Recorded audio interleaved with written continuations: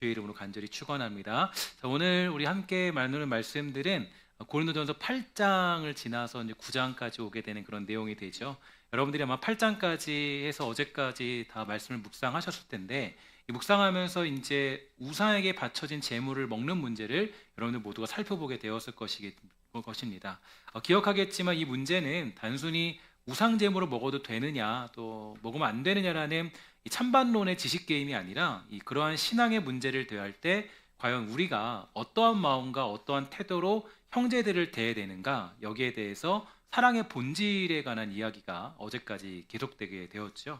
지식은 사람을 교만하게 만들지만 사랑은 덕을 세웁니다. 되게 중요한 것이 우리가 이 원칙은 언제나 가지고 계셔야 돼요. 그러니까 지식은 사람을 교만하게 만들지만 사랑은 덕을 세운다. 그래서 고린도 교회 일부 지식층 성도들이 그리스도 안에서 얻은 자유와 지식을 무기 삼아서 연약한 그 형제들의 마음을 굉장히 아프게 만들었습니다. 그래서 이 8장 13절에 보면 이 사도 바울이 이렇게 얘기하죠.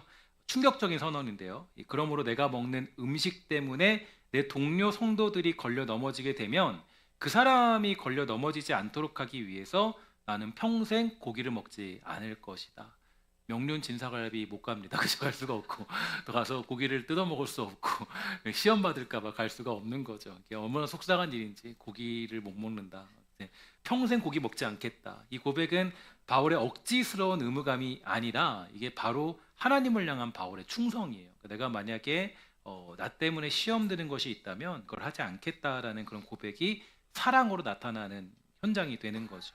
하나님께 참으로 충성하는 자의 삶의 양식과 그 모든 행동의 내용은 반드시 사랑으로 흘러가게 되어 있습니다. 그래서 내가 지금 충성된 종이냐 종이 아니냐라는 것을 증명할 수 있는 방식은 이제 내가 지금 결과가 사랑으로 드러나느냐, 이것이 중요한 것이지 대단한 것이 드러나는 것이 아니라 내가 지금 하는 일들이 사랑으로 열매를 맺느냐, 이게 더 중요하다라는 것을 볼 수가 있게 되는 것이죠. 그래서 우리가 고린도서 12장까지 보면은 은사 논쟁이 마무리되고 13장에 보면 뭐가 등장하냐면 사랑장이 등장합니다. 그래서 내가 사람의 방언과 천사의 말을 할지라도 산을 옮길 만한 능력이 있어도, 뭐 믿음이 있고 예언하는 능력이 있어도 뭐가 없으면 꽝이에요?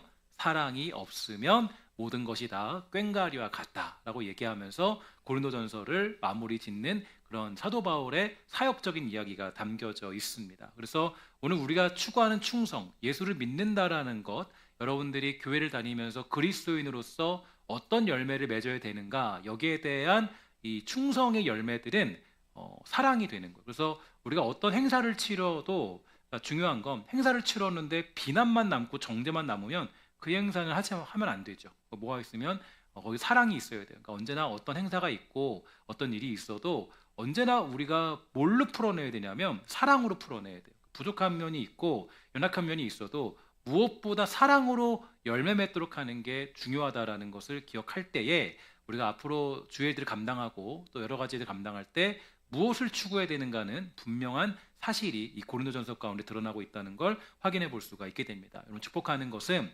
진정한 충성 가운데 또 그 사랑의 길들을 향해 달려가는 복된 성도가 되기를 주의 이름으로 간절히 부탁을 드리겠습니다. 자, 그럼 오늘 이 본문 9장에는 그럼 어떤 내용이 담겨져 있을까? 오늘 여러분들이 묵상해야 될 본문인데요. 이 9장의 내용들을 보면 바울은 갑자기 자기의 사도권을 치열하게 변호하고 증명하고 있는데요.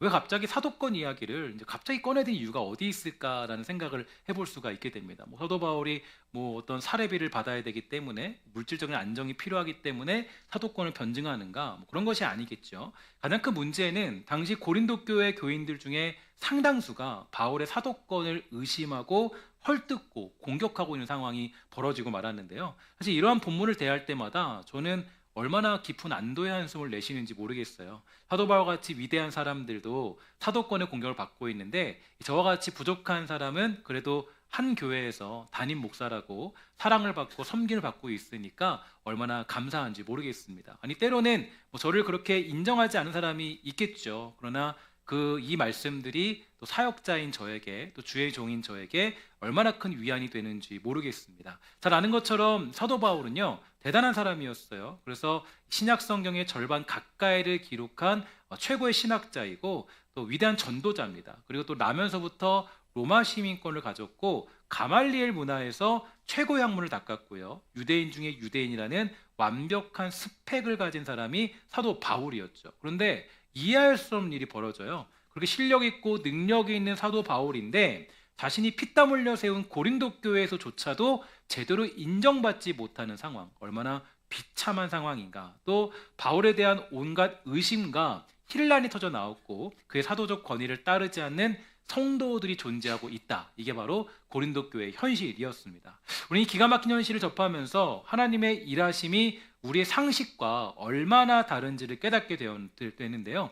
하나님은 우리가 생각하는 화려한 힘과 어떤 실력들로 자기 일을 이루지 않으십니다. 오히려 하나님의 방법과 계획은 오직 인간의 연약함 속에서 또 그 연약함을 덮는 충성과 사랑을 통해서 그렇게 성취된다라는 것을 볼 수가 있게 됩니다. 그래서 제가 누누이 말씀드리지만 여러분 우리가 언제나 누군가를 나의 실력과 나의 지식으로 나의 능력으로 이겨먹는 것보다 내가 오히려 지는 것이 낫다라고 말씀을 드리고 억울한 자리에 있는 게 낫다라고 말씀을 드리는 이유는 하나님의 역사와 하나님의 뜻, 한 영혼의 구원은 우리가 지는 자리에서 일어나게 되고 우리가 억울한 자리에 처했을 때 그때 오히려 하나님의 뜻이 이루어지기 때문에 그리스도인들의 가장 중요한 생각은 누군가를 이겨먹는 자리에 있지 아니하고 누군가 어떻게 하면 내가 지는 자리에 있을 것인가 또 그것을 사랑의 열매로 맺을 것인가가 더 중요하다는 것을 볼 수 있게 되고 그게 바로 충성이라는 것을 사도 바울은 계속적으로 강조해주고 있습니다. 그래서 우리가 어떤 자리든 간에 하나님이 보내신 자리라면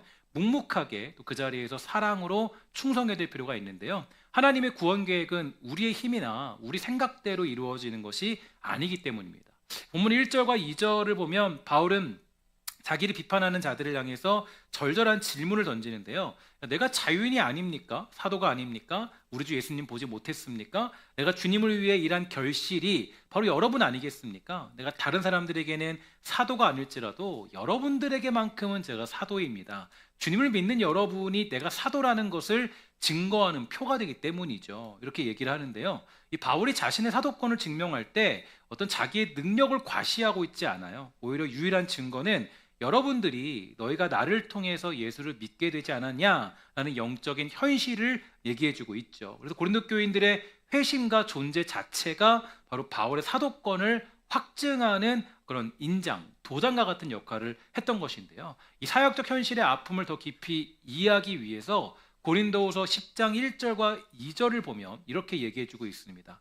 너희를 대면하여 유선하고 떠나 있으면 너희에 대하여 담대한 나 바울은 이제 그리스도의 온유와 관용으로 친히 너희를 권한다 이렇게 얘기해주고 있거든요. 그러니까 바울은 고린도 교인들에게 이 정말 그 온유함과 관용으로 권하고 있고 양육합니다. 그런데 교인들이 바울의 사도적 권위를 인정하고 있지 않으니까 양육과 훈계가 들어갈 턱이 없는 거예요. 그래서 쉽게 표현해서 자녀들이 부모의 권위를 우습게 여기고 존중하지 않으면 부모가 아무리 옳은 말을 해도 자녀를 가르칠 수 없겠죠. 그래서 부모는 자녀가 갓난아기 때 똥오줌을 싸도 그저 기뻐하고 또 눈높이를 맞춰주기 위해서 스스로 바보처럼 어르고 춤을 추며 헌신적으로 키워내는데 그러나 자녀가 머리가 좀 굵어졌다고 해서 부모의 비천했던 사랑과 무한한 헌신을 정말 헌시작처럼 잊어버린다면 잊어버리고 우리 부모는 초라하고 배운 것이 없어 내 부모로 인정할 수 없다라고 우긴다면 부모의 심장이 찢어지겠죠.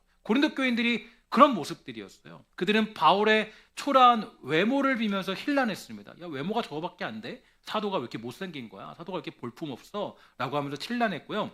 야, 글은 잘 쓰지만 사도 바울 보니까 말은 잘 못하더라. 말을 잘 못했다 그래요. 사도 바울이 조금 이제 말을 막 못했다라는 것보다도 이제 그 당시에 워낙 뛰어난 말하는 사람이 많으니까 그 말이 이제 엄청나게 대단한 이런 사람은 아니었다고 그럽니다. 그래서 글은 잘 쓰는데 말은 잘 못하더라 하면서 야, 사도권 그 사람 있는 거 맞아? 사도 맞아? 정말 그 사람이 목회자 맞아? 이런 얘기를 하는 거예요. 마치 우리 부모가 최고급 외제차를 타고 넓은 아파트에 살아야만 내 부모라고 인정하겠다라는 미성숙한 태도와 똑같은 것이죠. 보통의 사람들은 이런 무시와 조롱을 당하면 어떻게 합니까? 역정을 내면서 화를 내거나 어떤 자신이 가진 돈과 인맥, 실력을 과시하면서 상대의 길을 주기로 할 거예요. 내가 누군 줄 아니? 굴림하며 들겠죠. 그러나 바울의 자기 증명은 전혀 달랐습니다. 고린도후서 11장 우리 1절과 2절을 보면 그가 이렇게 증언해 주고 있어요. 원하건대 너희는 나의 좀 어리석은 것을 용납해라. 내가 하나님의 열심으로 너희를 위하여 열심을 내는데 내가 너희를 정결한 처녀로 한 남편인 그리스도께 드리려고 중매하였다. 그래서 말하는 바울의 어리석음은 나는 너희를 구원할 수만 있다면 기꺼이 너희 눈에 어리석은 자로 남을 용기와 사랑이 있다라고 얘기해 주고 있는 거예요. 제가 아까도 말씀드렸지만 왜 우리가 억울한 자리를 피하지 말아야 되느냐라는 것을 얘기해 주고 있는 대목인데요.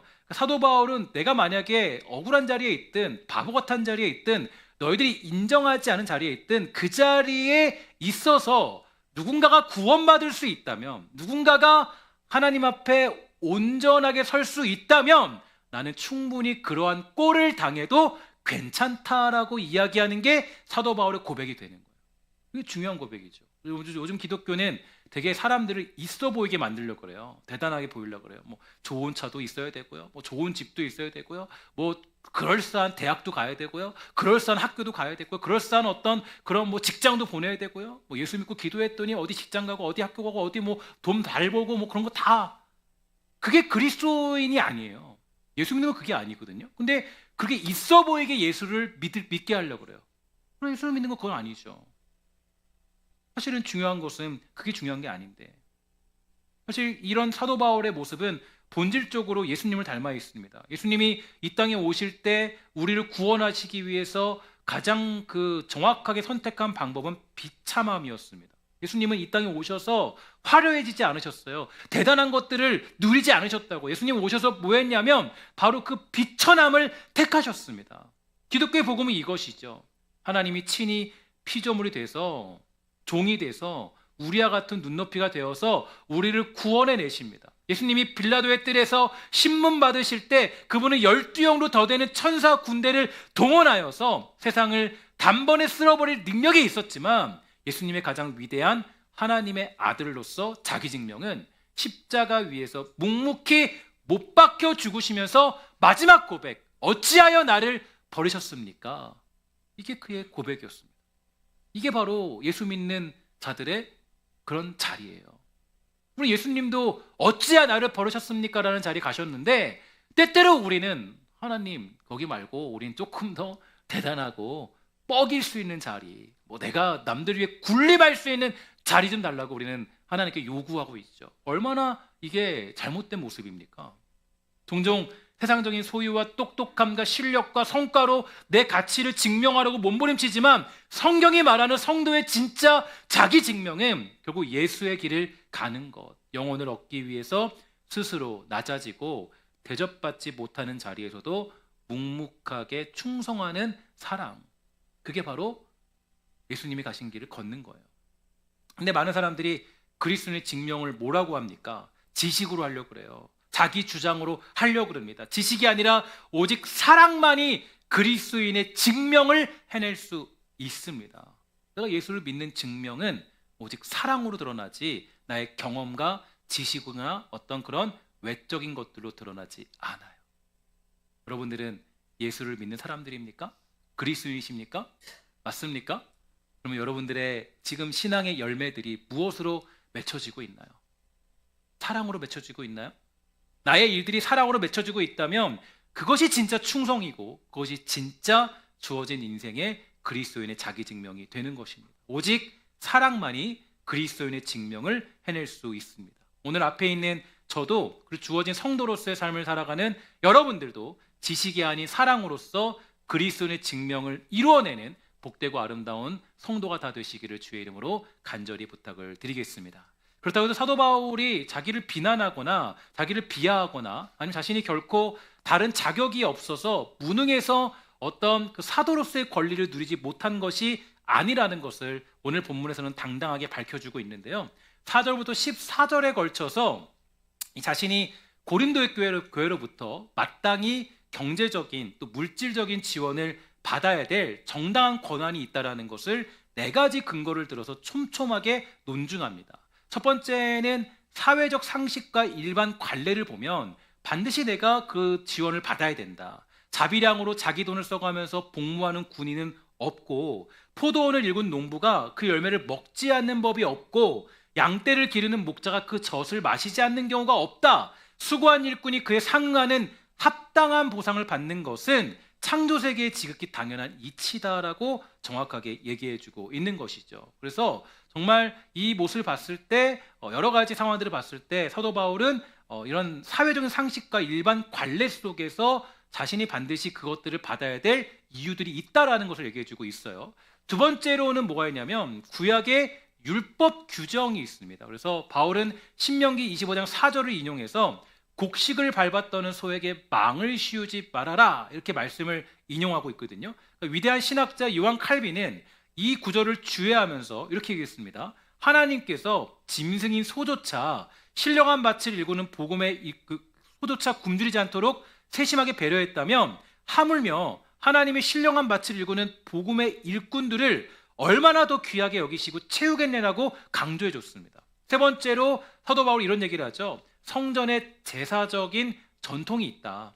예로부터 성전에서 제사의식을 집행하는 레위인들과 제사장들은 성전에 드려진 제물과 제단에서 나는 음식으로 생계를 유지했는데요. 이것은 영적인 사역자의 물질적인 부양이 구속사적 역사 속에서 지속되어 온 성경적인 연속성 위에 있다라는 것을 보여줍니다. 네 번째로 예수 그리스도의 직접적인 명령으로 인해서 자신이 물질적으로나 경제적으로나 도움받을 이유가 있다라는 것을 얘기해주고 있는데, 바울이 뭐라 그러냐면 이와 같이 주께서도 복음 전하는 자들이 복음으로 말미암아 살리라 명하셨느니라 라고 분명히 못 박습니다. 무슨 얘기냐면은 복음의 사역자가 물질적인 지원을 받는 것은 사적인 탐욕이 아니라 주님이 친히 제정하신 친적 기원을 지닌 강력한 권리가 된다라는 것이에요.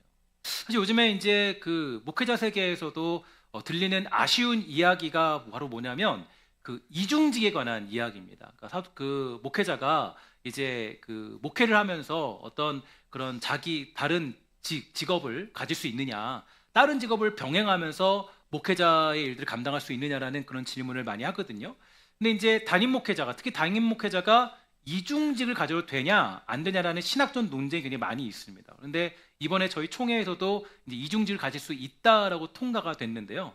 물론 개척을 하면서 이중직을 가지게 되는 것은 이제 어느 정도 이해가 되죠. 왜냐하면 이제 먹을 것이 없으니까, 또 도움의 손길이 없으니까. 근데 이제 교회가 어느 정도 자립을 하고 충분히 세워진 목회자를 잘 섬기고 챙기면서 사역에 집중할 수 있도록 있는 상황임에도 불구하고 이중직을 겸할 수밖에 없다면 그것이야말로 매우 아쉬운 것이라고 얘기할 수밖에 없는 것이죠. 제가 성경의 역사를 보고 또 여러 가지 목회를 그 상황을 봤을 때 이 성경의 역사 가운데 이 목회자나 어떤 제사장들이 세상 일과 교회 일을 함께 병행한다고 했을 때 교회 안에 좋은 결과가 나타난 일은 없어요.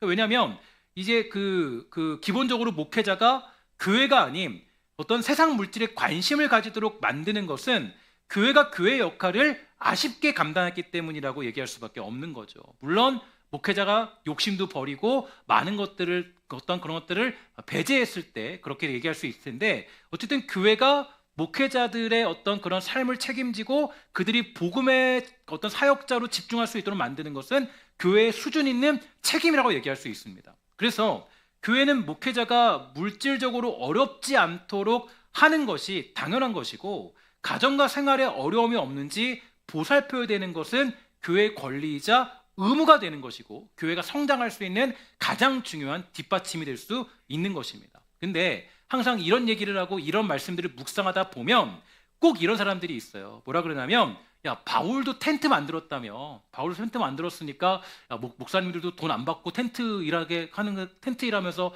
돈 받고 살아야 되는 거 아니야? 바울은요, 텐트를 깁는 것이 좋았을까요? 바울은 그게 좋지 않았을 거예요. 여러 가지 상황상 그렇게 한 것이지 그것이 옳은 것은 아니라는 것을 우리는 기억할 필요가 있는 것입니다. 그래서 사실 바울은 앞서 말씀드렸던 사중적인 권리를 가졌어요. 내가 충분히 교회로부터, 고린도 교회로부터 지원을 받고 물질적인 안정을 받고 경제적인 안정을 받는 건 당연한 일인데, 근데 단 한 번도 자기는 이 권리를 행사하지 않았다라는 거예요. 그게 옳은 거라는 거예요. 그러니까 그게 이제 그 도움을 받는 게 옳은 것이지만 나는 그 권리를 행사하지 않았다라는 거예요. 오히려 뭘 했냐면 밤낮으로 손에 굳은 살이 박히도록 천막을 깁는 가혹한 순호독을 하면서 스스로 생계를 책임지는 자비랑 선교를 감행하게 된 것입니다. 바울이 그러면 왜 이토록 자기의 뼈를 부셔가면서 복음을 전하면서도 텐트 깁는 일을 하게 된 것일까? 9장 12절에 보니까 이렇게 되어져 있습니다. 그러나 우리가 이 권리를 쓰지 아니하고 범사에 참는 것은 그리스도의 복음에 아무 장애가 없게 하려 함이로다. 이렇게 되어져 있어요. 그러니까 참는다라는 번역된 단어를 보면 외부의 모진 비바람을 묵묵히 견뎌내는 지붕을 얘기합니다. 바울은 복음의 진리가 힘있게 뻗어나가는데 방해가 된다면 자신이 겪는 온갖 배고픔과 결핍, 노동의 고통을 지붕처럼 묵묵히 덮고 견뎌내겠다고 결단한 거예요. 그러니까 그는 자신의 재정적인 요구가 만약에 불신자나 연약한 성도들에게 복음의 문을 가로막는 장애물처럼 되는 것을 죽기보다 싫어했다는 거죠. 그러니까 복음을 가로막는 걸 싫어했다는 거예요. 그 당시 고린도 교회는 화려한 말솜씨를 뽐내면서 고액의 수강료를 받아 챙기던 돈을 밝히는 어떤 소피스트 수학자들로 가득했습니다.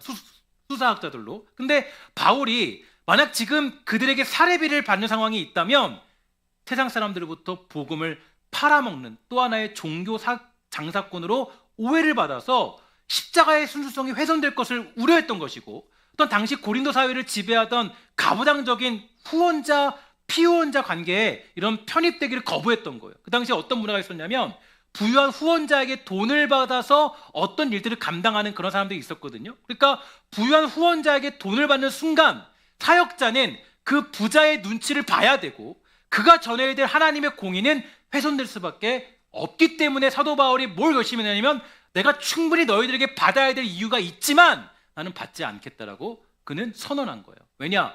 복음이 훼손될 것을 우려해서 너희들의 수준이 아직 갓난아기 수준이니까 아직 주의 종과 함께 할 수 있는 수준이 아니니까.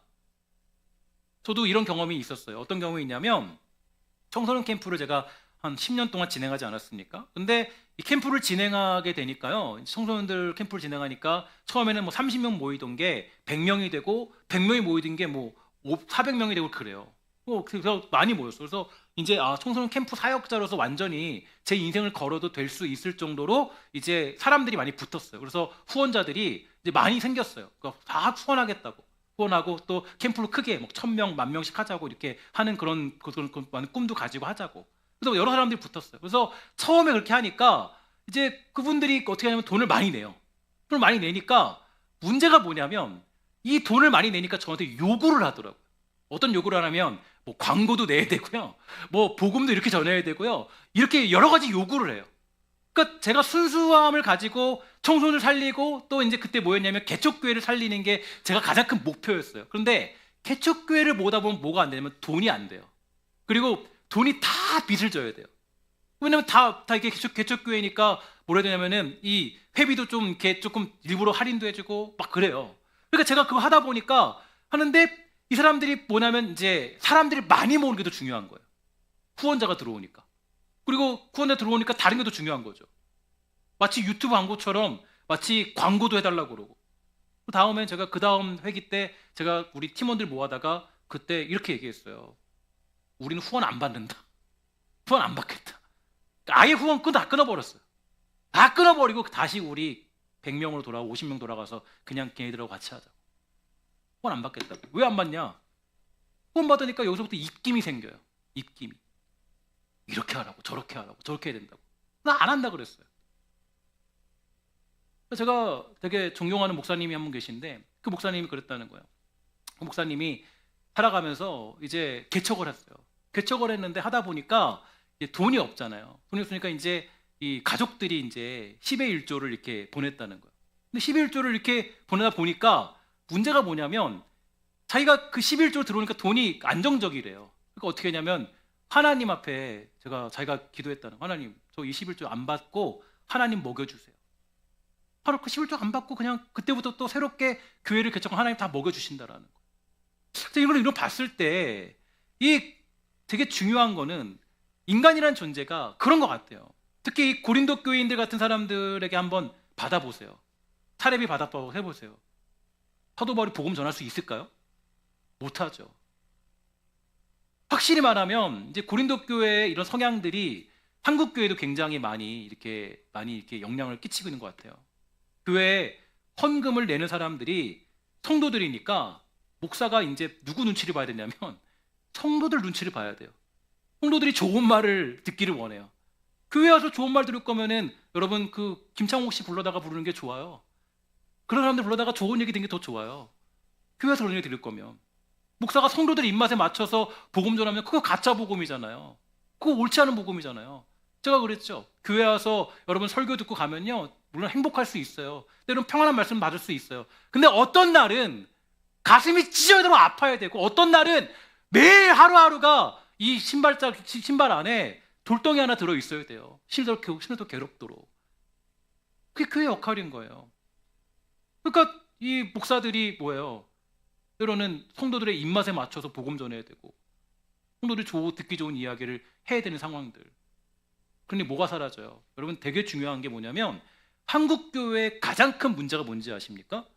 권징이 없어요. 교회 안에. 치리가 없어요. 직분을 받고도 교회 안 나와도 그냥 놔둬요. 얘기할 수가 없어요. 왜? 헌금을 내니까. 내가 지금 주주인데. 문제가 되는 거예요. 치리가 사라져요. 목사가 바지 사장이 되고 장로는 이사회가 되고 성도는 주주가 되어버리는 시대. 얼마나 비참한 시대인지 몰라요. 교회가 성장하고 많이 컸지만 교회가 정말 정작 가져야 될 복음으로 가르치고 양육하면서 정말 온유한마로 붙잡아주는 그 복음의 진리를 사라진 시대가 되고 말았어요. 교회 건물이 중요한 게 아니에요. 제가 그리고 감사한 것은 우리 교회에서 제가 이 말씀을 하고 해도 시험 드는 분들이 없어요. 그래도 너무 감사한 건 제가 어떤 일을 해도 우리 정말 많은 분들이 다 이렇게 지지해주고 다 정말 그것을 받아주려 하는 이유가 그래도 우리 교회 성장한 교회이기 때문에, 성숙한 교회이기 때문이에요. 요즘 유행하는 드라마 중에 이렇게 어떤 반응인지 모르겠지만 참교육이라는 그런 드라마가 있어요. 그래서 이게 그 말도 안 되는 좀 이야기긴 한데 어떤 거냐면 이제 학교가 엉망이니까 학교를 다스리는 이제 이렇게 집단이 생기는 그런 드라마예요. 그래서 이게 폭력으로 거의 다스리는 거죠. 그걸 폭력으로. 근데 거기서 그 되게 재밌는 문장이 있어요. 제가 이런 문장, 되게 이 문장 보면서 되게 교회에도 반드시 적용해야 된다. 뭐냐면 이런 거예요. 어른이 학생을 무서워하면 어디 세상이 제대로 돌아가겠냐는 거예요. 어른이 학생이 잘못하면 지나가다 담배 피고 있으면 야! 너 담배 피지 마. 너 지금 담배 피면 되겠니? 술 먹고 다니면 술 먹지 마라. 어른이 그렇게 해야 되는 거죠. 맞잖아요. 근데 요즘에 그렇게 할 수 있습니까? 어른들 지나가다 그랬다가 내가 맞을까봐, 그죠? 옛날에는 어때요? 옛날에는 20명이 있어도 우리 할아버지 한 명이 가서 야, 너네들, 야, 너희들 정신 차려! 이러면 애들이 이 할아버지. 그게 맞잖아요. 그게 보통 그랬잖아요. 요즘 시대는 어때요? 할아버지 가서 얘기해봐요. 상상도 하기 싫어요. 할머니 가서 얘기해보세요. 난리 나죠. 시대가 엉망이 된 거예요. 권위가 무너진 시대인 거예요. 그럼 제가 이 얘기를 왜 말씀드리냐면 교회라는 곳은 이런 곳이에요. 정말 사도 바울이 고린도 교인들에게 그 사례비를 받지 않는 게 그게 옳은 게 아니에요. 정말 보면 바울이 사례비를 받지 않은 것은 어떤 이유 때문이냐면 적나라하게 말하면 아직 고린도 교회가 바울을 주의 종으로 섬기고 사랑할 수준이 안 됐다라는 거예요. 완전히 수준이 어린아이예요. 제가 아이들 키워보면요, 아이는요 다 줘도 불만이에요. 그렇죠? 오늘 줘도 밤에 가면 또 불만이야. 오늘 다 해줘도 또 불만이야. 아무리 다 해줘도 자기 권리를 주장해요. 자기 숙제 안 했는데, 공부 안 했는데 TV 보겠다고. 그죠? 아니 너 TV 보려면 뭐 해야 돼? 공부해. 그래야 볼 수 있어. 근데 공부 안 해도 자기가 TV 안 본 것 때문에 화가 나죠. 열이 받죠. 그게 아이들의 모습이에요. 그러니까 여러분, 이 사도 바울이 주의 종으로 섬기고 이 고린도 교회가 바울을 주의 종으로 섬기고 사랑할 수준이 안 된 것이지 그게 괜찮은 모델이 아닙니다.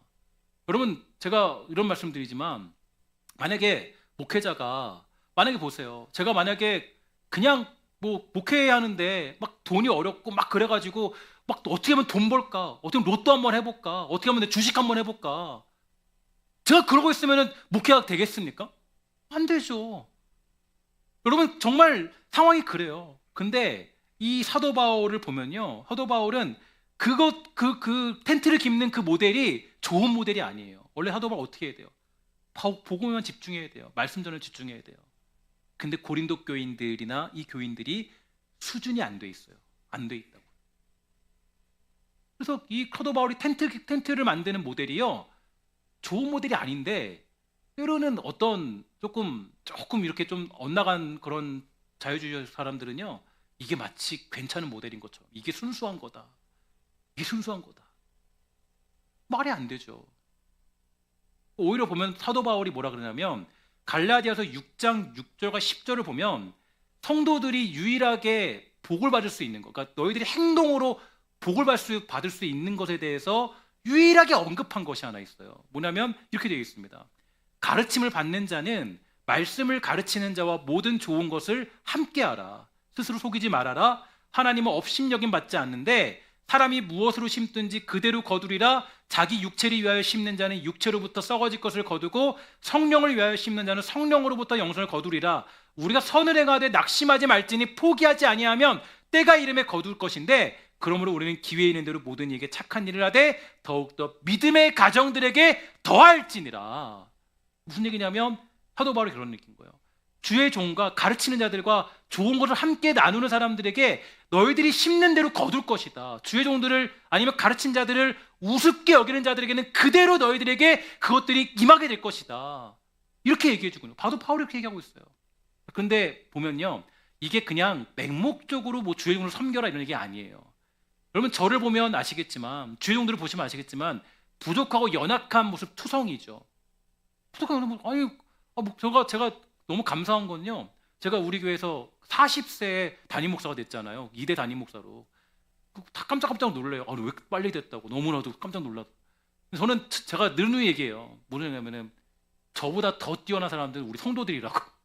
왜냐하면 성도님들 보세요. 오늘 보면은 40살밖에 안 된 저를 담임 목회로 세워줬잖아요.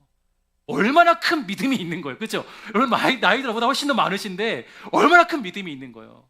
성숙한 믿음이 있는 거죠. 그러니까 여러분 정말 이 가르침을 받는 자가 말씀을 가르치는 자와 좋은 것을 함께하는 건, 가르침을 주는 자가 대단하고 위대하고 엄청난 존재이기 때문에 이 사람을 섬기는 게 아니라, 연약함이 있지만 부족함이 있지만 충분하게 넉넉하게 하나님의 뜻 가운데 내가 이들을 섬길 수 있는 성숙함이 있다라는 걸 증명해 주기 때문에 거기에 뭐가 있냐면 거기에 복이 있다라고 사도 바울이 이야기해 주고 있는 거예요. 이게 되게 중요한 것이죠. 근데 맨날 이거를 좀 다르게 해석할 때도 많이 있어요. 그런 게 아니에요. 하나님이 뭐라 그러냐, 가르치는 자와 가르침을 받는 자가 십자가 사랑 안에서 서로의 짐을 나누어 질 때 하나님께서는 온 교회를 가장 풍성한 영적 기름진 것으로 채워주신다는 거예요. 그리고 교회가 복을 받는 비결이 뭔지 아십니까? 성도가 어떤 복을 받는 비결 중에 사도 바울이 제안한 가장 위대한 비결은 주의 종을 인정하고 사랑하고 섬기는 교회가 될 때, 그때 그 교회가 복받는 교회가 될 수 있다라고 얘기해주고 있는 거예요. 그러니까 주의 종이 대단하기 때문에 아니라, 너무 열악한 투성이지만 부족하지만, 여러분 보시기에 제가 얼마나 그 부족한 모습이 많이 있겠어요. 그러나 이 부족한 모습을 섬기고 사랑하는 그 성숙한 그 영적인 성숙이 곧 뭐예요? 교회의 그 어떤 복을 결정하는 굉장히 중요한 비결이 된다라는 거예요. 우리 교회가 저는 바라는 것이 있어요. 주의 종과 성도가 서로를 용납하여서 사랑하고 섬기며 살아가게 된다면 우리 주님이 주신 복을 마음껏 누리는 축복이 넘치는 교회가 될 수 있을 것이라고 확신합니다. 저도 그렇고 여러분도 그렇고 서로 우리가 정말 서로 연약함을 인정하면서 함께 서로 섬기며 보살피는 복되고 아름다운 교회 되어서 고린도 교회처럼 애기 같은 교회가 아니라, 정말 그 사도 바울이 나중에 에베소 교회를 떠날 때 막 울잖아요. 막 장로들이 와서 울면서 함께 울면서 막 그 우는 장면들, 얼마나 위대한 장면이에요. 그런 교회가 위대한 교회인 거죠. 그냥 고린도 교회처럼 애기처럼 막 자기 봐달라고, 자기 해달라고, 그런 교회. 얼마나 안타까운 교회입니까? 주의 종도 그 챙기지 못하는 그 교회, 얼마나 안타까운 교회예요. 이제 바울은 마지막으로 주의 종으로서 누려야 될 권리의 자발적인 유보를 왜 하느냐를 보여주고 있는데요. 뭐 뒤에 얘기도 많지만 이 얘기하고 마치도록 할게요. 19절에 보니까 이렇게 되어 있습니다. 함께 다 같이 있습니다. 시작. 내가 모든 사람에게서 자유로우나 스스로 모든 사람에게 종이 된 것은 더 많은 사람을 얻고자 함이라. 아멘. 아멘이십니까? 이게 우리에게 제일 중요해요. 우리에게 중요한 것은 내가 억울한 자리에 있으면 어때요? 내가 우리 성도님들에게 혹여는 비난받는 자리에 있을 수도 있겠죠. 혹은 인정받지 못한 자리에 있을 수 있겠죠. 그러나 만약에 그 자리에 갔을 때 누군가가 만약에 복음으로 돌아올 수 있다면, 누군가가 그 자리에서 예수를 믿는 자리에 있게 된다면, 복음이 성장하는 그런 자리에 있다면, 내가 자유로운 인생이지만 스스로 종이 되는 거, 그거 괜찮다. 그거 괜찮다. 사도 바울이 얘기하고 있어요. 저도 이 말씀을 보면서 얼마나 많은 생각을 했는지 몰라요. 말씀 묵상하면서 저도 내내 울면서, 또 내내 정말 하나님, 제가 어떻게 말씀을 가진 자로 살아야 되겠습니까? 주의 종으로 살아야 되겠습니까? 정말 고민 많이 하면서 정말 많이 했는데, 이 사도 바울의 이 고백이 결국에 나의 고백이 되고 우리의 고백이 돼야 돼요. 우린 너무나도 그럴싸한 존재가 되고 싶어요. 제가 기독교가, 이 교회가 너무 위상이 높아졌어요. 제가 보면 너무 대단해졌어요. 세상을 다 돌아보면 교회가 너무 의리의리하고 너무너무 그럴싸해요. 대단한 교회가 다 되고 말았어요. 엄청난 교회가 되고 말았어요. 거기에 또 압도당해요. 이야, 이게 지금 교회인가? 이게 백화점인가? 와, 압도당해요. 근데 사실은 교회가 세상을 압도해야 될 방법이 뭔지 아십니까? 제가 마지막으로 말씀드리면, 제가 정말 예전에 많이 들었던 그 목사님의 이야기인데, 목사님이 그랬어요. 자기는 목회자로서 한 가지 굉장히 중요한 그런 방식이 있대요. 뭐냐면 광대론. 난 광대가 돼도 괜찮다. 내가 목회자로 광대가 돼도 괜찮다. 광대가 되어서라도 누군가 살릴 수 있다면, 야, 그걸로 만족한 것이지. 저는 그 말씀이 그 젊은 청년 때 들었을 때 제 마음속에 굉장히 많이 꼽혔어요. 그래서 누군가 그러더라고요. 어떤 분이 이런 얘기 하더라고요. 제가 저희 교회에서 가장 놀란 게 어디냐면, 5층에 올라가면 목양실에서 제일 놀랐대요. 목양실에 갔더니 막 목양실에서 아이들 한 10명이 막 뛰어다니고 놀고 다니고 있으니까 그런 목양실 처음 봤다는 거예요. 저는 사실 거기서 아이들이 안정적이고 만족하며 놀고 있다면, 목양실 그것 좀 사람들 많이 들어오면 어떻습니까? 우리가 살아갈 때 예수 믿는 것보다 더 중요한 것은 없어요. 정말 하나님의 그 복음을 듣는 것보다 더 중요한 건 없어요. 여러분들이 억울한 자리에 가든, 우리들이 때로는 비참한 자리에 있든, 때로는 광대가 되든, 때로는 인정받지 못하는 자리에 있든, 나를 구원하신 예수 그리스도만 드러난다면 그것보다 우리에게 귀한 것이 어디 있겠습니까? 사랑하는 여러분, 축복하는 것은 우리 신성교회가 정말 그리스도의 십자가를 자랑하는 것보다 더 앞서는 것이 없게 되기를 주의 이름으로 간절히 부탁을 드리겠습니다. 여러분, 그럴싸한 사람이 되지 마시고, 그럴싸하지 못한 사람이 되어도 오직 복음만 드러난다면 나는 만족합니다라는 그 믿음의 고백들, 수준 있는 영적인 성장이 있는 그런 우리 신성교회 성도들, 우리 권속들 다 되시기를 주의 이름으로 간절히 부탁을 드리겠습니다. 기도하도록 하겠습니다.